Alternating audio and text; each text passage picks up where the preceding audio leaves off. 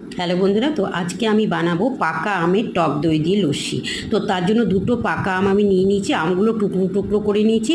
এদিকে আমি নিয়ে নিয়েছি মিক্সি, তার মধ্যে দিয়ে দিলাম কাজু আর আমের টুকরোগুলো। তো এই লস্যিটা এই গরমে তোমরা খেয়ে দেখো, শরীর ঠান্ডা থাকবে, পেট ভালো থাকবে। আর এরপর আমি ওই মিক্সির মধ্যে দিয়ে দিলাম আমার ঘরের পাতানো টক দই।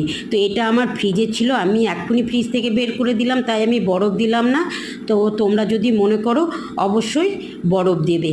আর আমরা এইটা প্রায় দিনই ঘরে বানিয়ে খাই, তাই আজ তোমাদের সঙ্গে শেয়ার করলাম। তো দেখো আমার লস্যিটা তৈরি হয়ে গেছে। আমি গোলাপ জল দিয়ে আমি গেলাসে ঢেলে দিলাম, তারপর আমি দিয়ে দিলাম অল্প অল্প একটুখানি কিশমিশ।